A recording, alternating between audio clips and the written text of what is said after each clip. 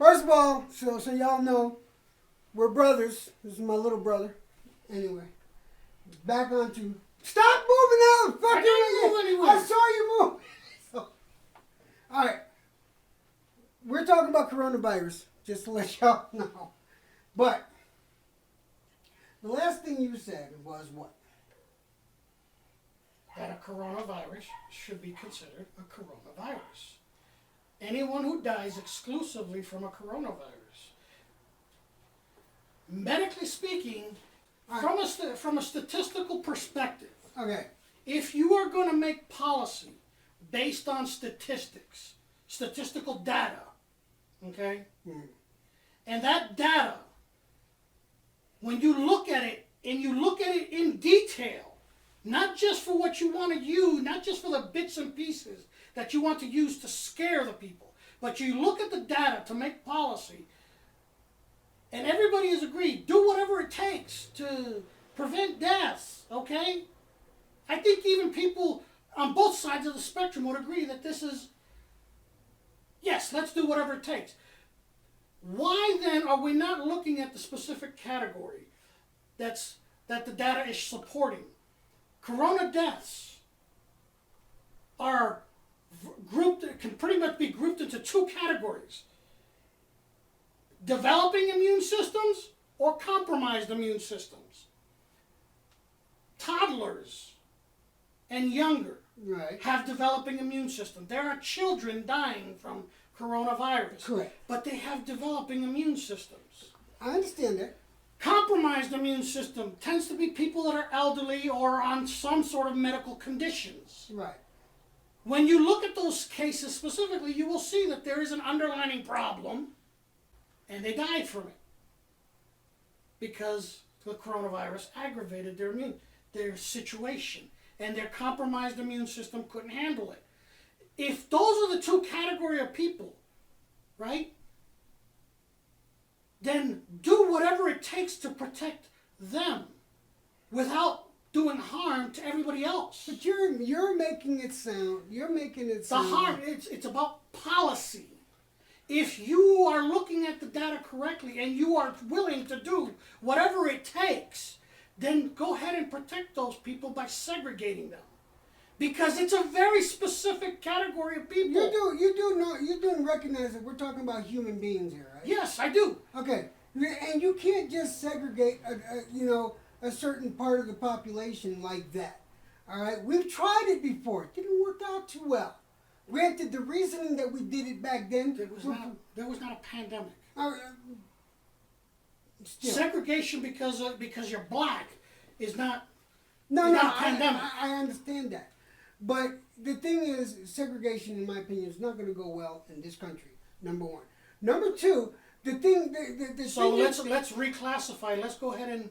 That's exactly what they want you to do. No, wait a minute. Hold on a second, Jose. Again, you're trying to break it down to the fact that people that die from corona specific.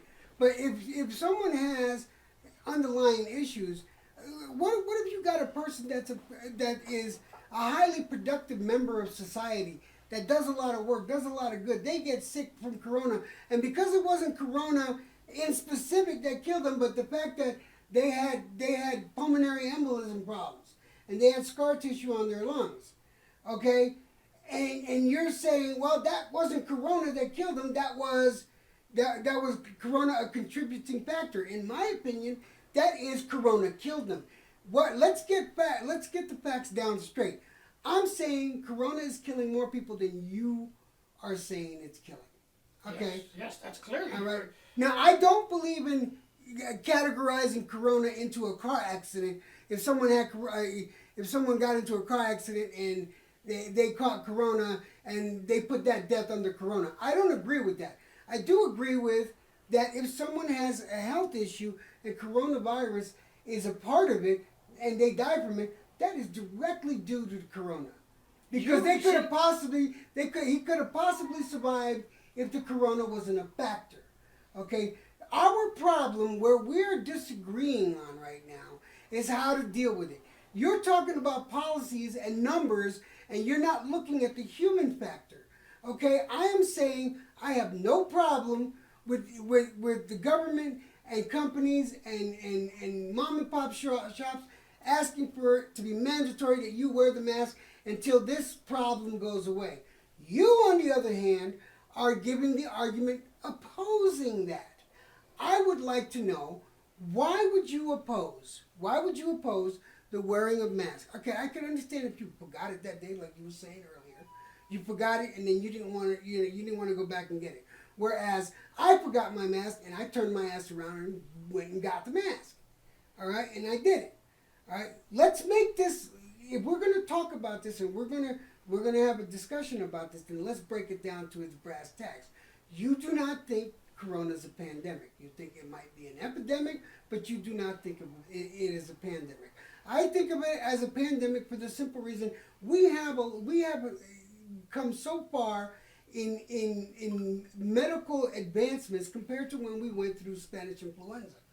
Okay, Spanish influenza was a killer. 312 million people died across the world. That could be identified. All right, that can be identified. All right, yeah, it's Spanish. We have it, but do you know if we didn't have the medical advancements we have now, that would be the similar numbers we would have? Do you understand that? If we didn't have the medical advancements we have now, those would be the numbers we're looking at. Across the world. Across the world. All right? We didn't have back then, we didn't have all the antibiotics, the penicillin, and the breathing apparatuses. I mean, back then, the iron lung was a new thing. That's around the time the iron lung was invented. Okay? So think you got to take that into consideration, and I feel like you're not. The reason why we're not having as many fatalities now as we did back then is because of the medical advances. But now we're still having these problems.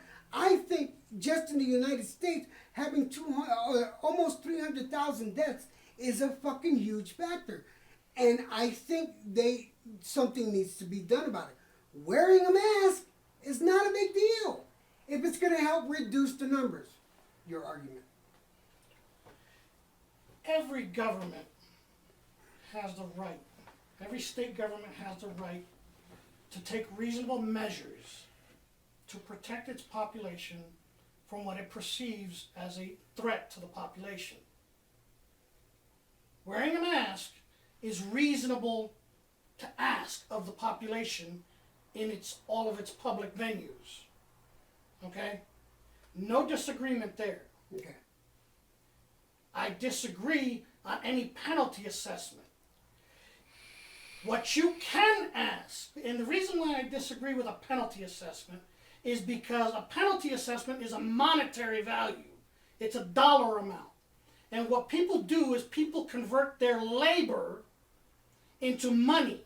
Now, that means if you understand that labor is your property, what they are extracting from you by way of penalty is your property.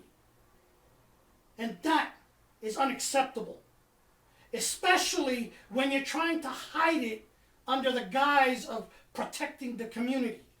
Okay? You don't extract people's property from them under the guise that you're trying to protect the public.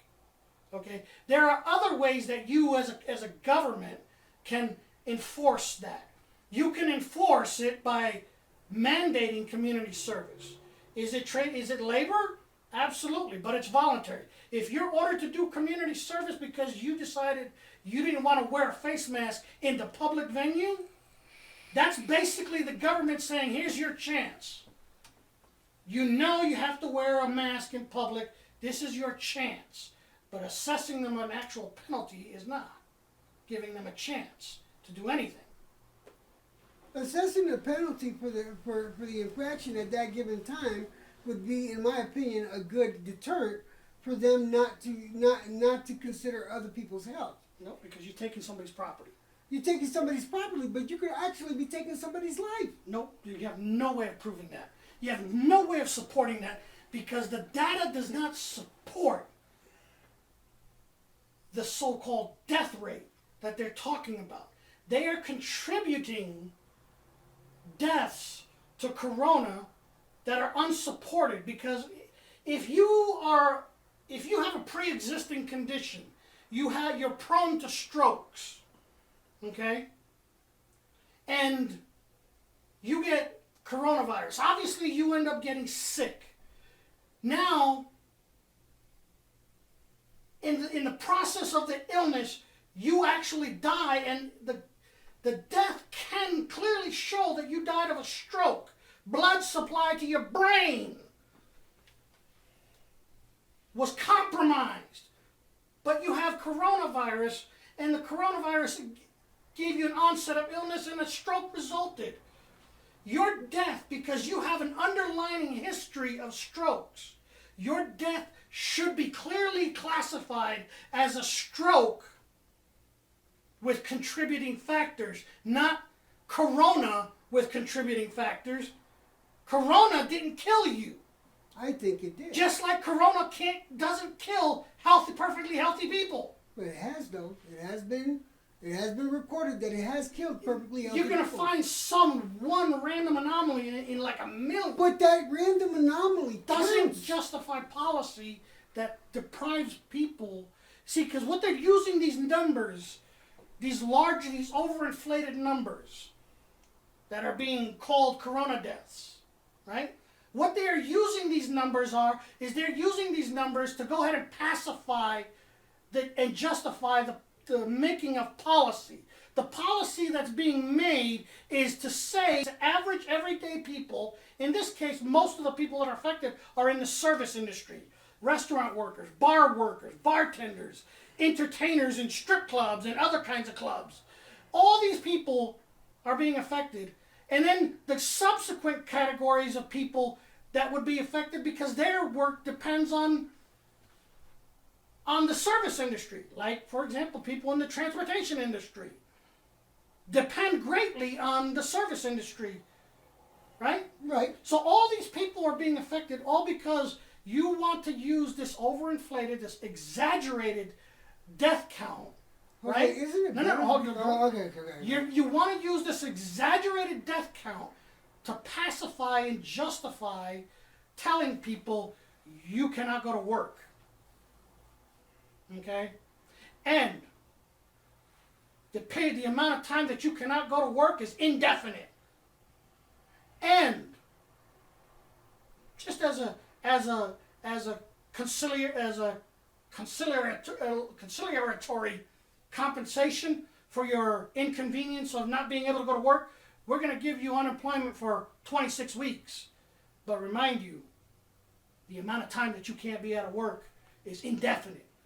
We can only guarantee you. But it's not saying indefinite. They need. No, it's always indefinite. It's not indefinite. They have to get a control on it. And since day one, we haven't had control. Wait, I know what you just said, but I wanted to get the policy that was made to shut everybody down and to justify so that the people don't rebel is the overinflated number. See, look at all these corona deaths. But in reality, I looked at one specific day and I saw 26 people on that one day died.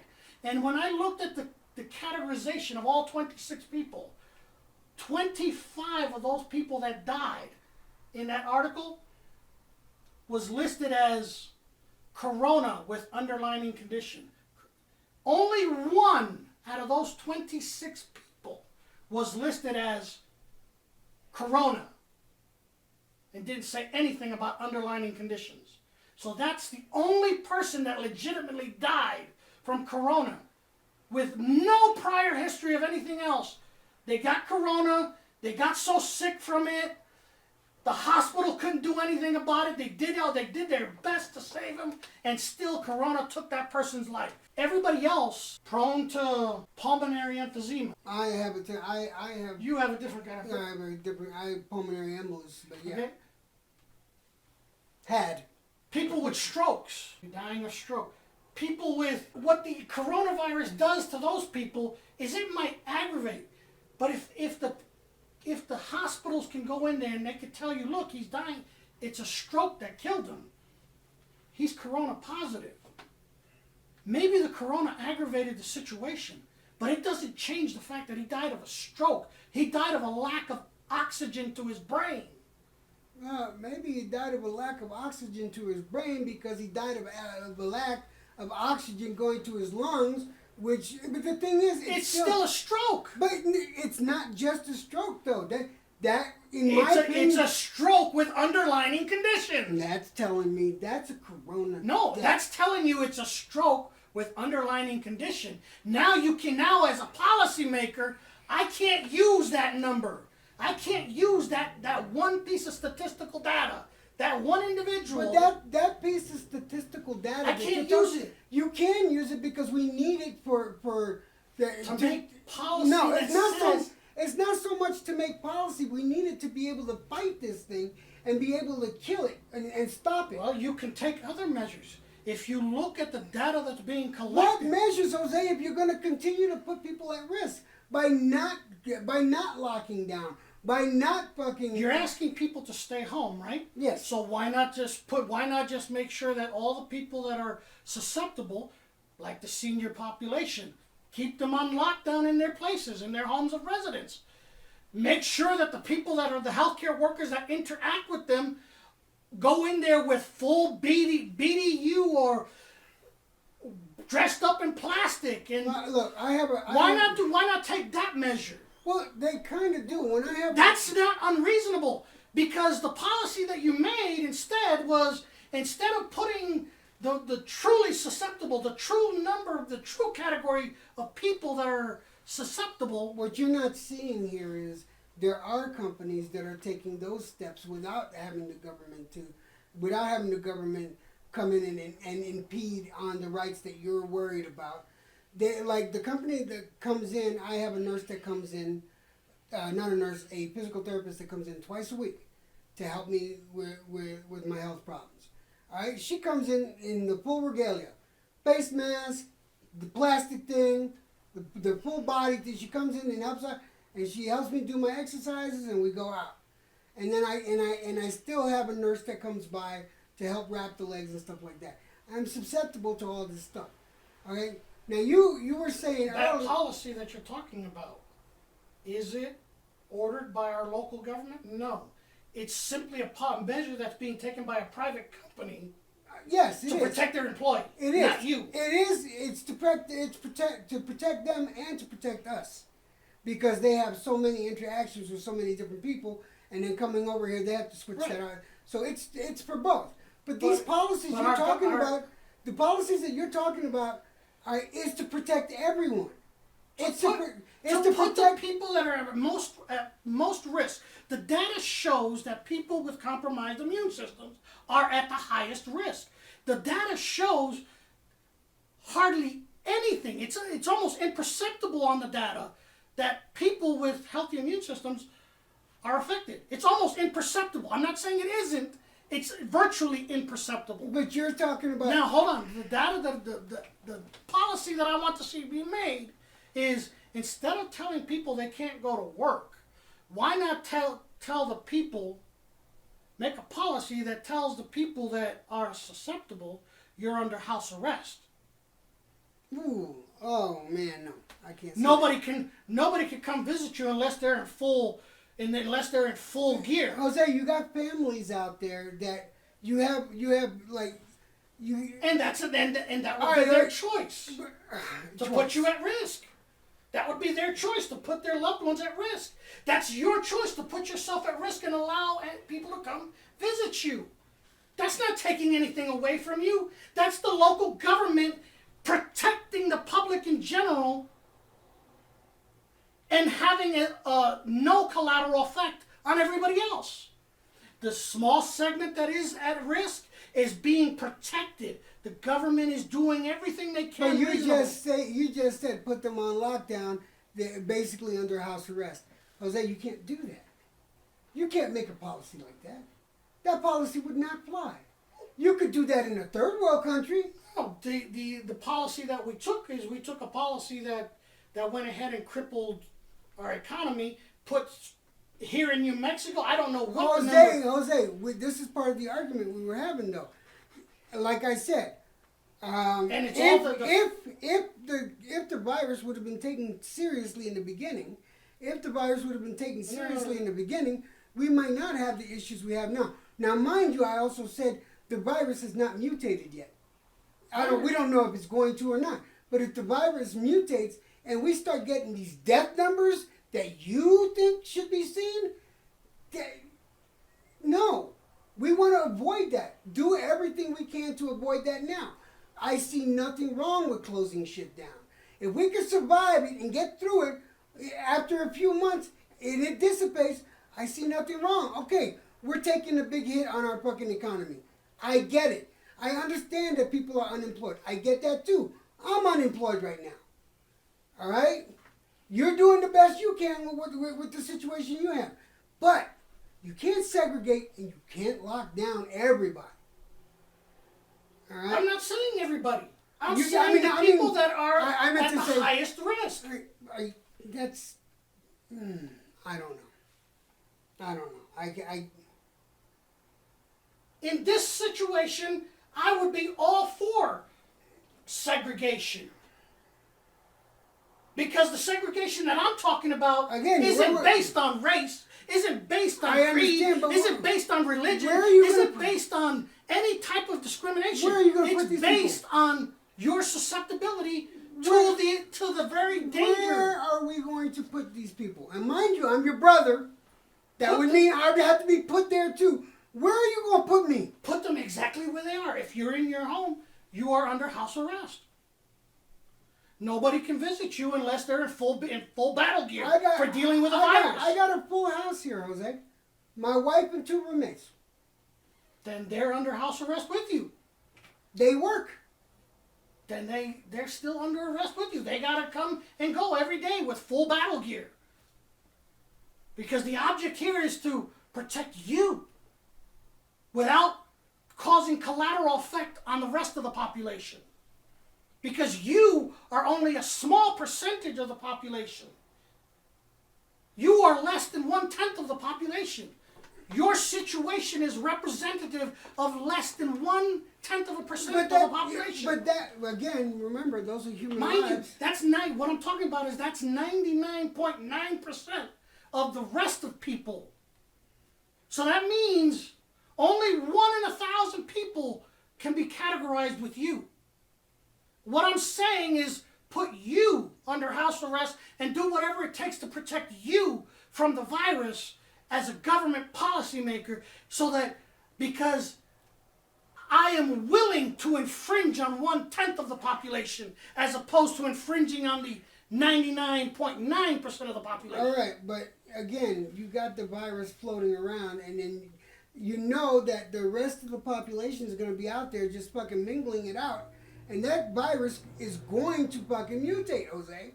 No matter what you say, you walk around. When that happens, see, I'm not going to sit here and go on the hypothetical. When that happens, then that's a bridge to be crossed then. But right now, and by the way, my viruses mutate all the time. Coronavirus has probably mutated 1,000 times.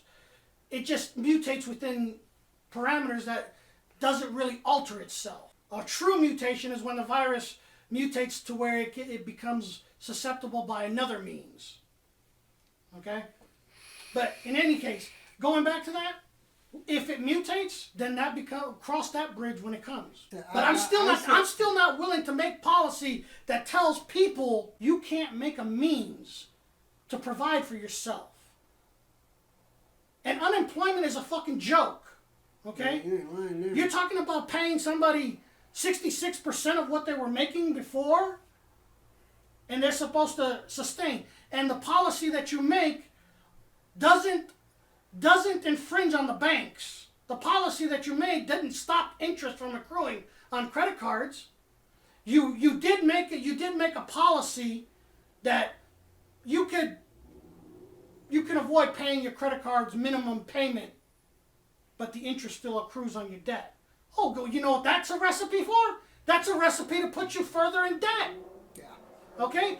If you really wanted to make a policy that was going to help people after you tell them they can't go to work, then you make a policy that says no interest can accrue on any loans. Oh, the banks don't like that because this is a bank scam. That's just a sub note, by the way. I don't want to focus on it. That's what this pandemic is. It's a bank scam. Well, you know what? I have Anyway, issue. just to continue, the policy that I'm making is that they're using the numbers, the data, because they're pacifying. The people are just standing by because they're believing the media. The media is the one pushing all this. If the media was being true, when you die of a stroke, you die of a stroke. Yeah, you might have the flu. You might have a mosquito bite you in your damn and cause, you might have had any number of other things could have led to inflammation in your body and all this and all these other problems. But it's the stroke that killed you. And the hospital, No, as much as they tried to save your life, couldn't stop the stroke. You and I are going to agree to disagree on that one, because if the corona wasn't there, because you want to use that data to make policy. That data needs to be used. We need to collect and accumulate as much data as possible. Okay. And the way that they used that data now is has had a collateral effect that affects everybody. The policy they made didn't protect you anymore. I'm speaking about ideas that should have been implemented after the fact. If I was a policymaker, the data tells me who's vulnerable. Make policy that affects those people, not everybody. This COVID-19 thing does affect everybody, in my opinion, because it can affect the completely healthy. Although it rarely does, it can. The effect that you're talking about is death. And I'm telling you, the coronavirus can affect everybody. Everybody can become sick from it. Everybody can be a carrier of it, but only a small percentage of people will die from it. And that small percentage of people does not justify, in my opinion, depriving the larger percentage of people of any right. None. This is one of those situations where the good of the many does not outweigh the good of the few. And you're saying the good of the many outweigh the good of the few, and I can't agree with that. The few matter, man. The few matter. They do matter. But I'm not the one that picked this fight. This fight came to us. And there's always going to be death in a battle. If you want to declare this a war, the virus versus humanity. Now, I can't speak for humanity if I'm a policymaker in the state of New Mexico. I can't speak for policy across the world. But I can speak if I'm a policymaker here in New Mexico. I can speak to that policy and say, well, if this is a war, then by God, who are the most vulnerable people?